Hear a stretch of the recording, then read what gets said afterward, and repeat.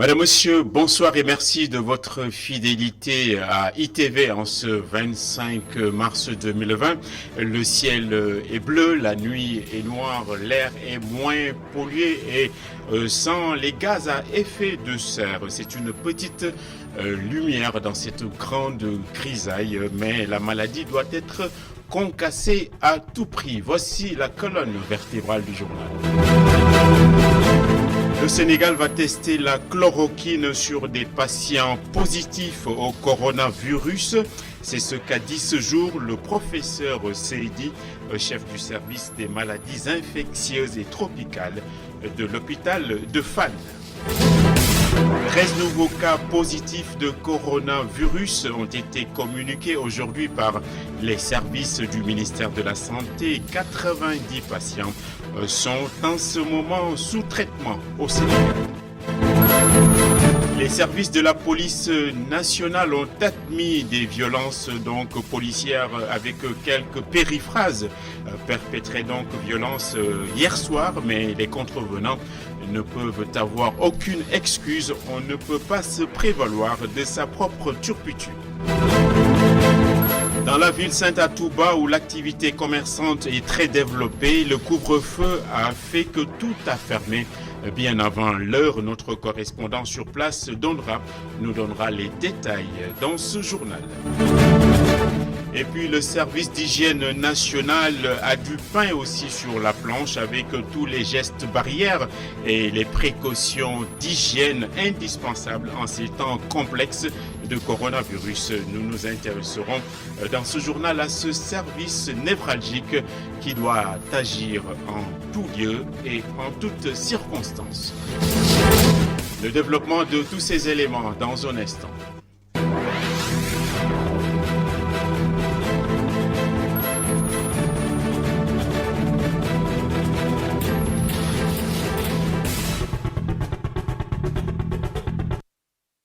La chloroquine, une vieille molécule utilisée contre le paludisme, aurait des effets sur le Covid-19. Le Sénégal va la tester chez des patients malades. C'est aujourd'hui la révélation que vient de faire le professeur Moussa Seydi que nous retrouvons dans un instant.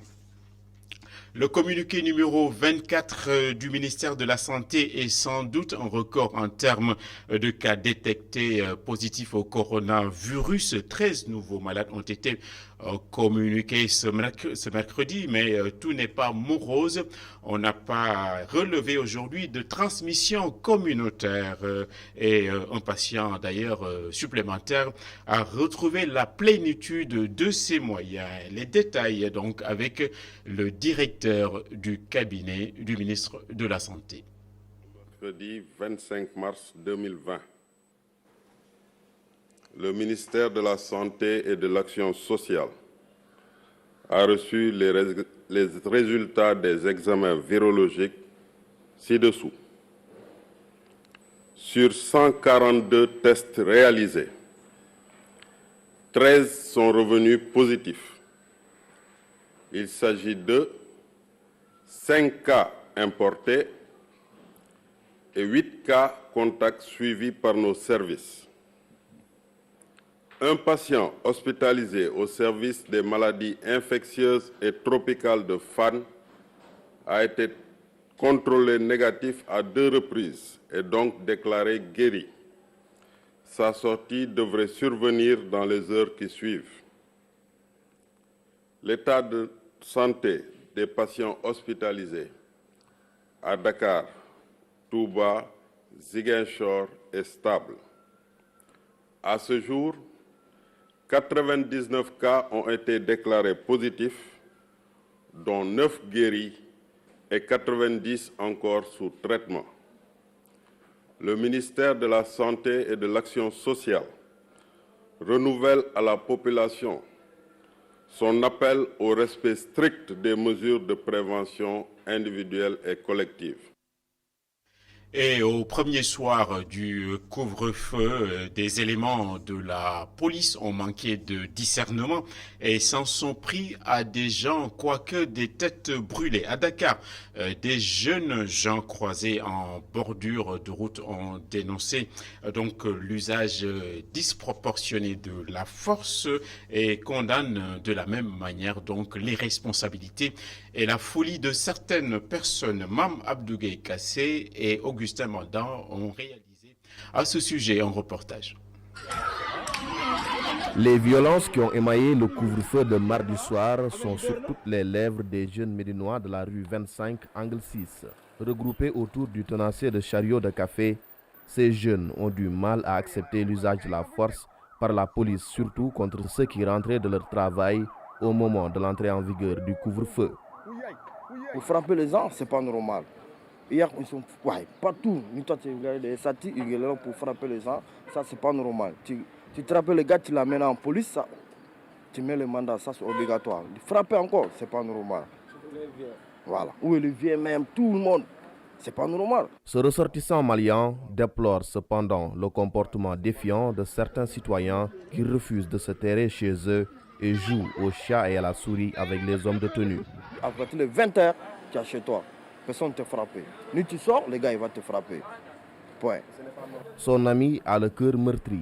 Depuis la fenêtre de sa chambre, il est témoin oculaire et auriculaire du passage à tabac de personnes âgées et de jeunes par les forces de sécurité. C'est vrai que le couvre-feu, c'est à partir de 20h. Mais il y a des gens qui descendent du travail à des heures tardives et qui habitent loin. Hier, la police a violenté des jeunes et même des personnes âgées. C'est du jamais vu. C'était comme une guerre. Ce n'est pas normal. À Angor aussi, la nuit fut agitée. Ce monsieur travaille dans ce poste-chance faisant face au rond-point de ce village. Il est pour l'usage de la force contre les récalcitrants. Le citoyen, ces décisions-là du chef de l'État, c'est pour sa sécurité et pour sa santé. C'est pour lutter contre la maladie, la Covid-19. Et il faut respecter ces décisions-là pour que la maladie ne s'élargisse pas au niveau national. Je suis d'accord avec les forces de l'ordre. Il faut user de la violence pour faire respecter, s'il le faut, ces décisions-là. Le couvre-feu entré en vigueur mardi soir sur toute l'étendue du territoire national a été globalement bien respecté malgré les scènes de violence et de défiance notées dans quelques localités.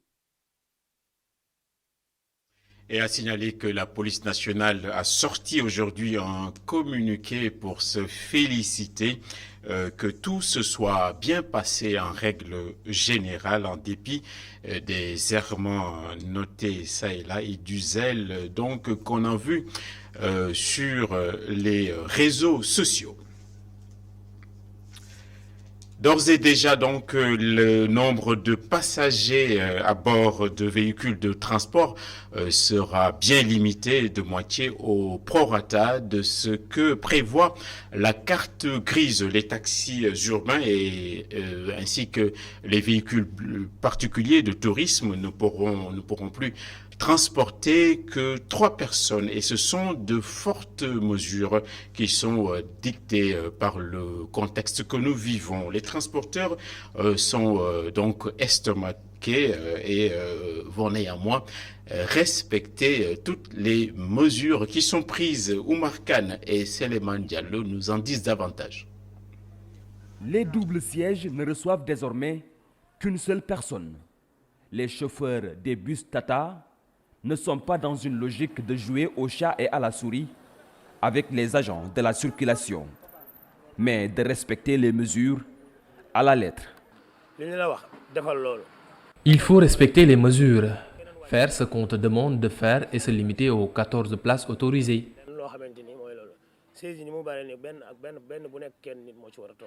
D'autant plus que cela ne devrait pas impacter leur salaire à la fin du mois. Cela ne va pas trop impacter sur nous, d'autant plus que nous avons un salaire à la fin du mois. Du côté des chauffeurs de taxi appelés Boko, cette nouvelle réglementation est un vrai cauchemar pour eux. Vu que c'est pour nous protéger, nous allons les respecter, même si c'est difficile. On n'a plus de quoi verser. La situation est difficile, les gens ne sortent même plus, donc où est-ce que nous allons trouver nos versements?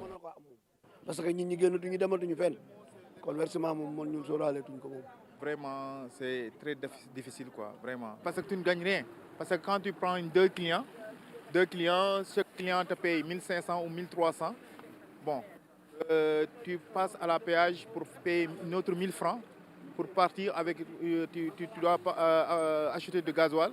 Bon, ça c'est très dur. C'est pas facile, quoi. C'est pas facile. Les taximans ne gagnent pas rien du tout.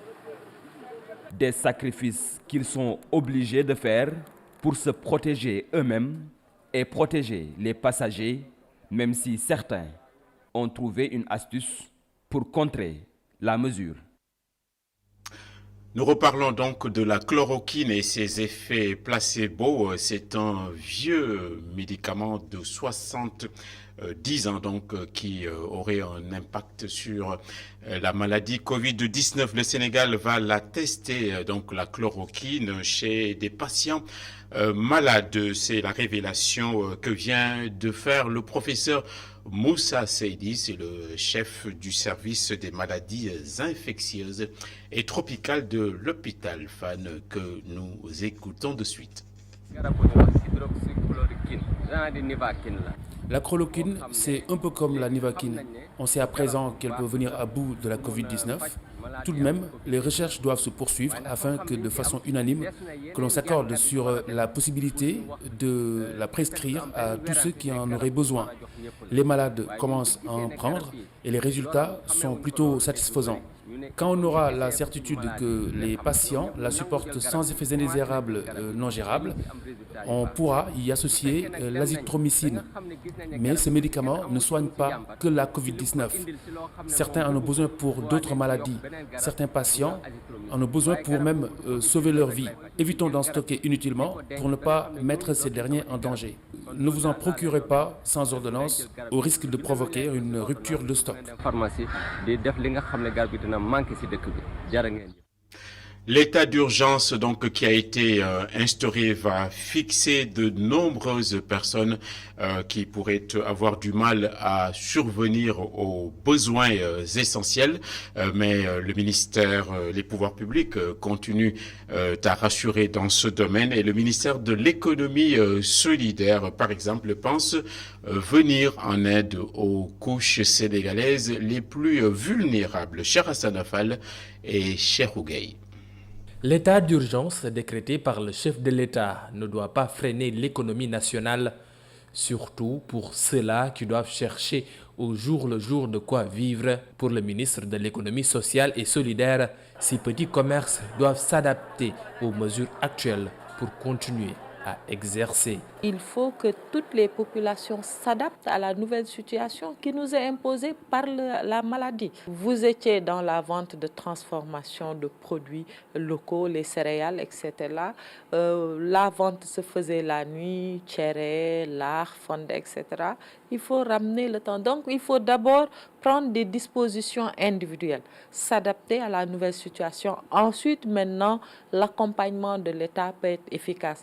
Zahra Iyancham de rappeler que dans les 1000 milliards décaissés par l'État, 50 milliards sont pour les personnes dans le besoin et que son ministère, à travers le fonds d'impulsion de la microfinance, travaille à voir comment bien venir en aide à ces derniers. Au niveau du ministère, nous, à travers le fonds d'impulsion de la microfinance, nous sommes en discussion avec cette catégorie-là pour voir justement quel doit être le niveau ou la nature de l'accompagnement. Elle peut être soit pécuniaire, puisque c'est des questions de survie. Maintenant, lorsque l'activité vous permet de vivre, si vous n'avez plus cette activité-là, forcément, ça va être difficile de vivre. Elle peut être également en nature, soit des vivres, etc. S'adapter aux nouvelles mesures et s'entraider, voilà les conseils que préconise le ministre de l'économie sociale et solidaire, tout en rappelant que l'État ne laissera personne mourir de faim à cause du Covid-19. Coup de projecteur à présent sur le service national d'hygiène qui est plus que jamais central et stratégique pour éteindre rapidement l'ennemi public et invisible. Et dans ce contexte, on ne doit pas être indigent en termes de moyens, d'arsenal et d'imagination pour cerner ce fameux virus. Le reportage tout de suite est donc aseptisé d'Abdurrahman Li. Les agents du service d'hygiène sont à pied d'œuvre pour la riposte contre le coronavirus. Constat à l'entrée de la direction de la brigade des services d'hygiène de Dakar, où un robinet est installé et où les populations sont assujetties à la fameuse épreuve de lavage de mains. Une structure qui doit donc montrer le bon exemple au vu du rôle central qu'elle doit jouer et qu'elle est en train de jouer. S'il y a un cas suspect ou un cas confirmé dans une famille, le service d'hygiène s'y rend pour décontaminer le domicile de ce cas, systématiquement. Et ça se fait tous les jours.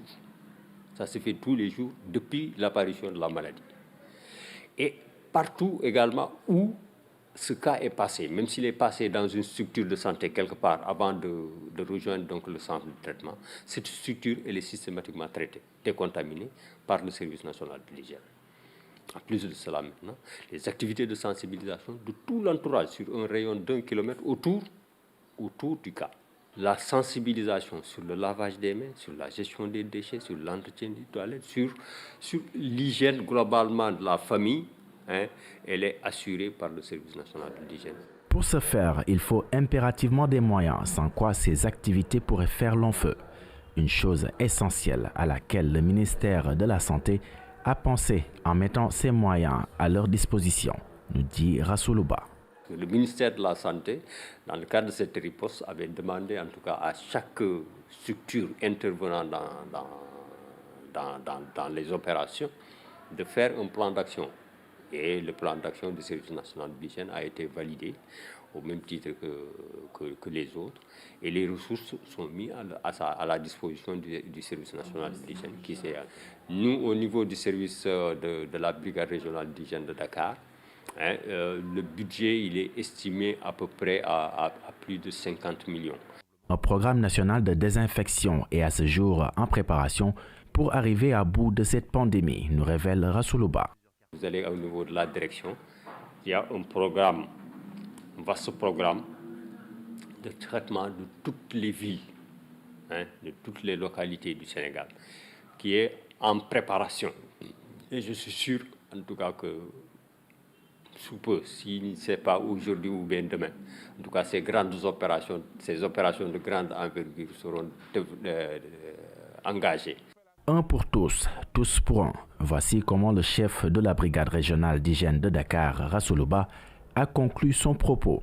Un appel qui a pour unique but d'endiguer cette pandémie qui fait des dégâts dans le monde. Et dans la ville sainte de Touba, le respect du couvre-feu n'a souffert de quoi que ce soit. Bien avant l'heure fatidique, les commerces ont été fermés à double tour avant qu'un silence assourdissant ne s'empare des artères. Goran Daklo et Tchernofei. État d'urgence suivi d'un couvre-feu, Touba se conforme aux directives du président de la République. Dans la capitale du mouridisme, la population approuve la démarche du chef de l'État. Nous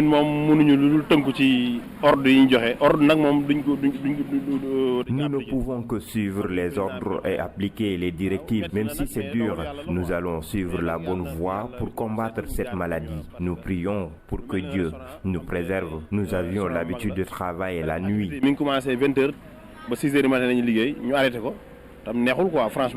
À cet effet, certains gérants de restaurants réaménagent même leur calendrier de travail pour suivre la mesure. Nous travaillons toute la journée et mes employés ne descendaient qu'à l'aube. Mais je suis obligé de réaménager un nouveau plan de travail. Le Covid-19 est bien là, d'où la sensibilisation de cette dame qui alerte et invite la population à prendre conscience du danger. Il est temps que la population comprenne l'existence réelle de ce virus mortel à Touba où de nombreux cas ont été enregistrés. Heureusement, il n'y a aucune perte en vie humaine, mais prévenir vaut mieux que guérir. À 18h, magasins, boutiques et restaurants ont baissé rideau, une situation inhabituelle dans la cité religieuse de Touba.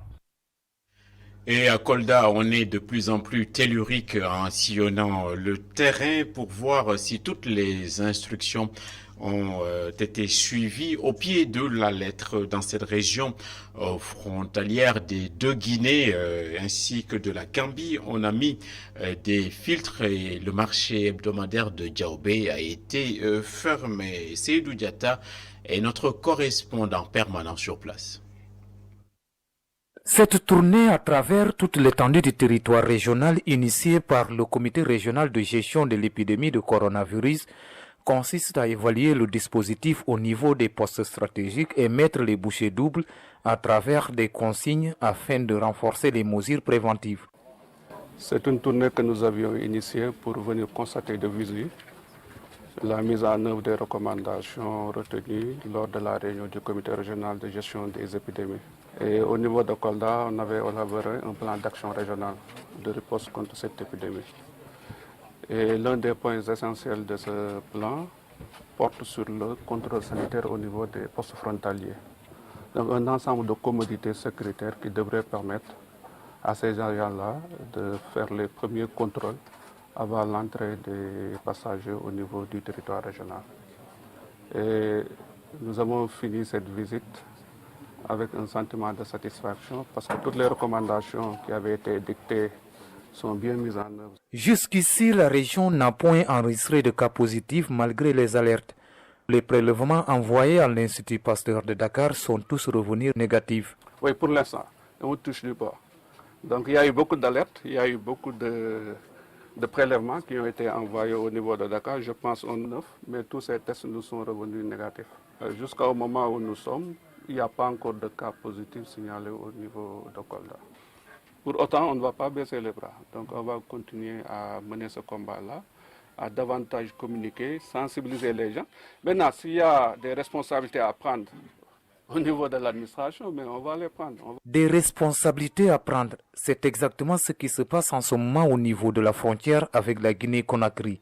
Parmi les victimes des mesures préventives, ce couple allemand en provenance de la Guinée qui se vit refuser l'accès en territoire sénégalais. Mon nom est Anna et je suis docteur. Nous venons de la Guinée-Conakry. Malheureusement, la police nous a refusé l'entrée en territoire sénégalais. Nous avons contacté notre ambassade à Dakar. Celui-ci nous a demandé d'attendre le temps de voir ce qu'il peut faire pour nous. Pour l'instant, nous dormons dans ce car. C'est vraiment difficile. Entre autres localités durement affectées par le Covid-19, le marché hebdomadaire de Diaobé. Les activités économiques sont paralysées depuis des jours. Kolda donc ne dort pas sur ses lauriers, mais le secteur privé national va beaucoup tirer la langue avec l'impact conventionnant de Covid-19. Pour faire face, les investisseurs auront besoin d'un soutien considérable. En cela, des propositions ainsi qu'un mémorandum seront envoyés au pouvoir public. Un expert comptable d'ailleurs s'est exprimé au micro de Cheikh Hassan Fall. Le secteur privé est en train de travailler sur un ensemble de propositions qu'il va faire en direction de la Direction générale des impôts et domaines. La première de ces propositions, ça va être d'admettre en déduction de l'impôt sur les sociétés ou de l'impôt sur le résultat les dons qui seront octroyés par les entreprises au fonds de solidarité, au fonds de riposte et de solidarité. On peut également envisager d'admettre la déductibilité illimitée des pertes qui vont avoir lieu forcément en 2020 du fait de la baisse d'activité économique consécutive à la pandémie Covid-19. Nous voulons également proposer de faire un moratoire ou en tout cas de réaménager les impôts sur les salaires pour permettre aux entreprises de conserver le maximum d'emplois pendant cette période de baisse d'activité. Et lorsque vous voulez que les choses soient faites, demandez aux femmes. En général, elles sont plus efficaces. Ces femmes leaders et toutes leurs semblables sonnent aujourd'hui la grande mobilisation dans la lutte contre le virus au travers de conseils et autres initiatives. En somme, personne ne veut chez les femmes donc musarder en chemin. Sophia Ba et Mafalfal. Tous contre la propagation du coronavirus. C'est le message de la Fédération internationale des femmes leaders. La coordinatrice Fatou Kiné Diaw nous parle de la collaboration des différentes associations dans le même objectif. Cette association regroupe plusieurs autres associations qui sont très dynamiques, notamment le secteur privé féminin, composé de ORFA, Organisation des femmes d'affaires. Il y a aussi le RASEF, la Fédération des femmes sénégambiennes, chefs d'entreprise. Nous avons créé une synergie d'action. Avant le coronavirus, nous avons créé cette synergie d'action pour pouvoir agir ensemble pour beaucoup d'activités. Madame Diaw insiste sur les activités qui, selon elle, devraient être désormais interdites par souci sanitaire. Elle soutient également que la lutte contre la maladie Covid-19 s'accompagne d'un changement alimentaire ainsi que culturel. Heureusement que ce matin, en venant, j'ai entendu à la radio que la vente du pain est interdite dans les boutiques. J'ai toujours déploré cette pratique. Mais il faudrait aussi l'élargir à la vente du lait caillé. Parce que le lait caillé qui est produit par des individus qui se disent Général Sow ou Nerso, etc., mais à mon avis, ce sont des bouillons de culture des microbes, parce qu'ils n'ont aucune technique sanitaire pour pouvoir produire ces laits caillés. C'est le moment de poser des actes et la FIFEL propose son soutien en mettant en place un plan d'accompagnement et d'approvisionnement matériel qui servira à venir en aide aux populations en cette période de crise mondiale. Nous avons remis un lot de thermoflash au ministre de la Santé en précisant notre souhait, parce que nous avons souhaité que ces thermoflash soient placés au niveau des marchés, étant donné que c'est le lieu de fréquentation des femmes et d'autres, au lieu des gares routières. C'est à travers ce message d'espoir que la panique créée par le coronavirus se combat également.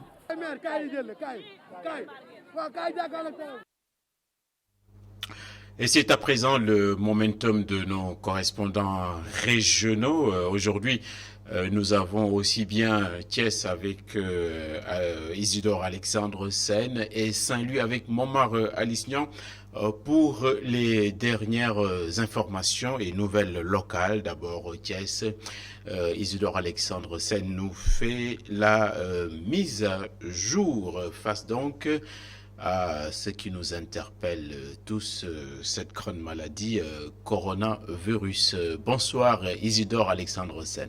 Très rapidement, pour le bilan du coronavirus dans la région de Thiès, sachez qu'il y a 15 cas positifs et 200 cas contacts selon les autorités qui ont fait face à la presse ce matin. Les cas communautaires, ça constitue un réel problème chez les autorités et chez les populations parce qu'on ne connaît pas encore ces personnes qui ont eu des contacts avec ces cas qui sont déjà confinés et d'autres qui restent également à être isolés selon les autorités.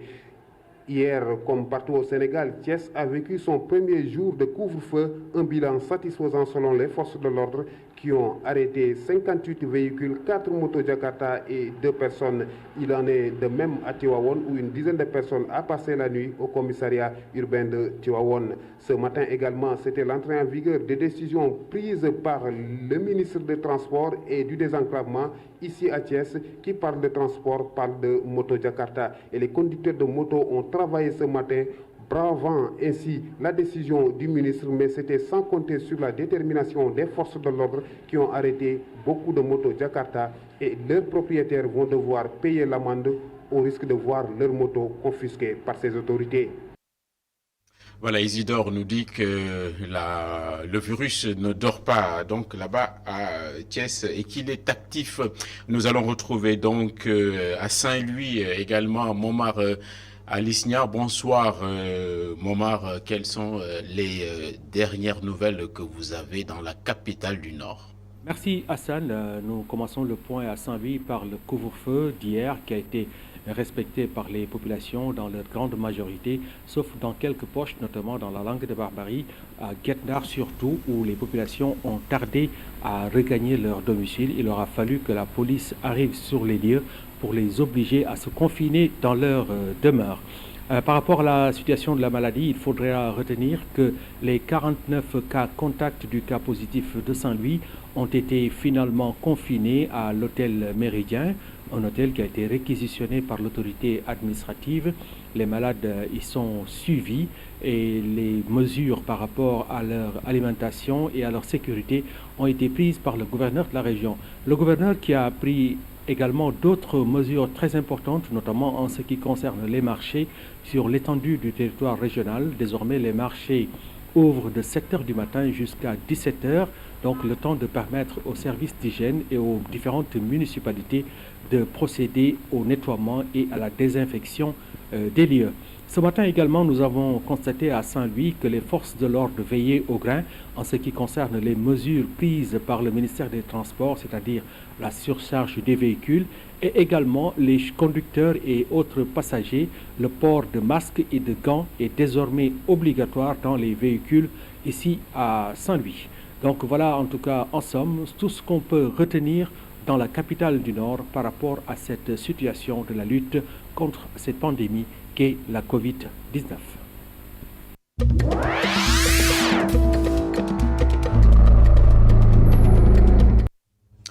Le monde est malade, il est attaqué violemment par Covid-19 en Angleterre. Le prince Charles, héritier du trône, a été testé positif au coronavirus. C'est la famille royale qui en a fait l'annonce. Le prince Charles est aujourd'hui âgé de 71 ans.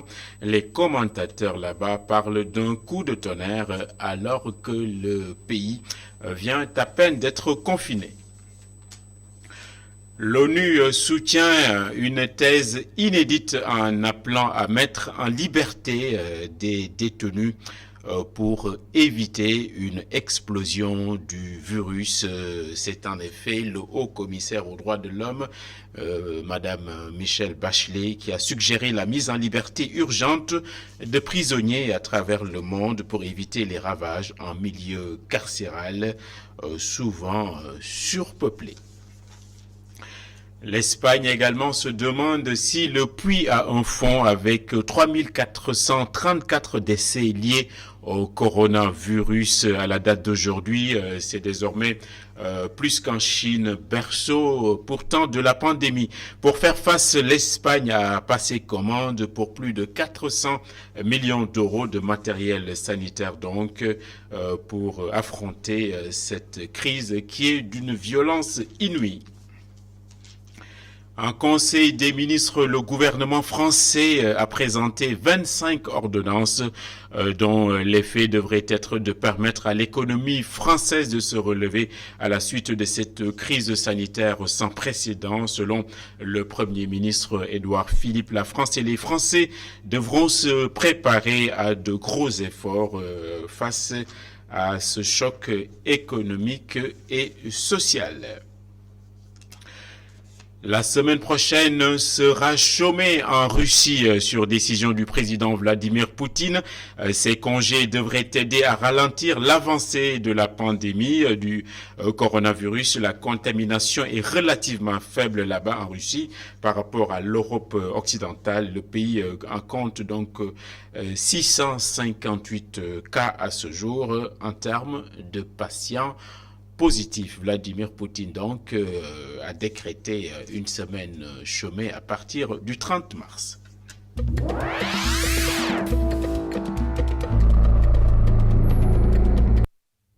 C'est ainsi que nous allons prendre congé. C'est la fin de ce journal. Nous vous remercions de votre parfaite attention et vous donnons rendez-vous demain, Inch'Allah. Et d'ici là, restez tout à fait à la maison. Bonne soirée.